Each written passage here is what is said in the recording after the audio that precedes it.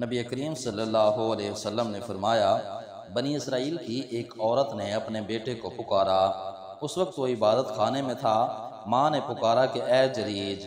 جریج پس و پیش میں پڑ گیا اور دل میں کہنے لگا کہ اے اللہ، میں اب ماں کو دیکھوں یا نماز کو؟ پھر ماں نے پکارا اے جریج۔ وہ اب بھی اسی پس و پیش میں تھا کہ اے اللہ، میری ماں اور میری نماز۔ ماں نے پھر پکارا اے جریج۔ وہ اب بھی یہی سوچے جا رہا تھا، اے اللہ، میری ماں اور میری نماز۔ آخر ماں نے تنگ ہو کر بددعا کی، اے اللہ، جریج کو موت نہ آئے جب تک وہ فاحش عورت کا چہرہ نہ دیکھ لے۔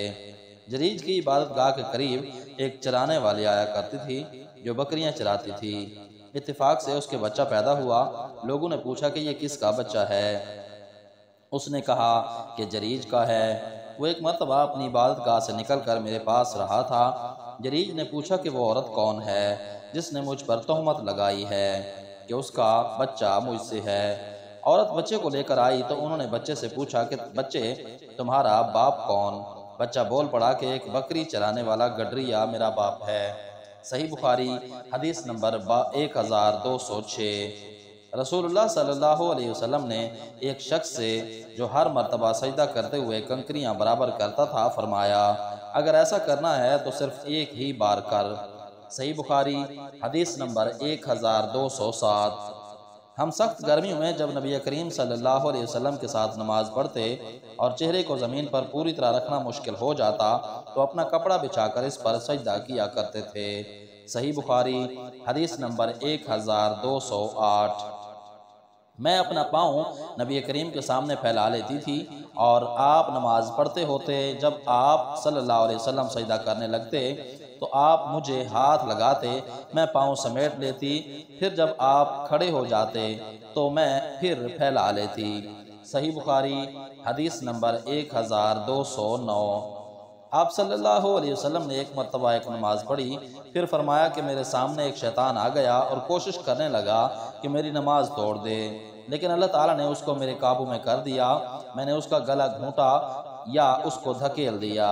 آخر میں میرا ارادہ ہوا کہ اسے مسجد کے ایک ستون سے باندھ دوں اور جب صبح ہو تو تم بھی دیکھو، لیکن مجھے سلیمان علیہ السلام کی دعا یاد آ گئی، اے اللہ، مجھے ایسی سلطنت عطا کیجیو جو میرے بعد کسی اور کو نہ ملے۔ اس لیے میں نے اسے چھوڑ دیا اور اللہ تعالیٰ نے اسے ذلت کے ساتھ بھگا دیا۔ اس کے بعد نظر بن شمیل نے کہا کہ ذاتہ زال سے ہے، جس کے معنی ہے کہ میں نے اس کا گلا گھونٹ دیا، اور دعتا اللہ تعالیٰ کے اس قول سے لیا گیا ہے یوم یدعونا، جس کے معنی ہے قیامت کے دن وہ دوزخ کی طرف دھکیلے جائیں گے۔ درست پہلا ہی لفظ ہے، البتہ شعبہ نے اس طرح عین اور تا کی تشدید کے ساتھ بیان کیا ہے۔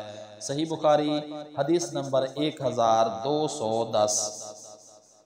ہم اہواز میں جو کئی بستیاں ہیں بصرہ اور ایران کے بیچ میں خارجیوں سے جنگ کر رہے تھے۔ ایک بار میں نہر کے کنارے بیٹھا تھا، اتنے میں ایک شخص ابو برزہ صحابی رضی اللہ عنہ آیا اور نماز پڑھنے لگا۔ کیا دیکھتا ہوں کہ ان کے گھوڑے کی لگام ان کے ہاتھ میں ہے۔ اچانک گھوڑا ان سے چھوٹ کر بھاگنے لگا تو وہ بھی اس کا پیچھا کرنے لگے۔ شعبہ نے کہا یہ ابو برزہ اسلمی رضی اللہ عنہ تھے۔ یہ دیکھ کر خوارج میں سے ایک شخص کہنے لگا کہ اے اللہ، اس شیخ کا ناس کر۔ جب وہ شیخ واپس لوٹے تو فرمایا کہ میں نے تمہاری باتیں سن لی ہیں، اور تم کیا چیز ہو؟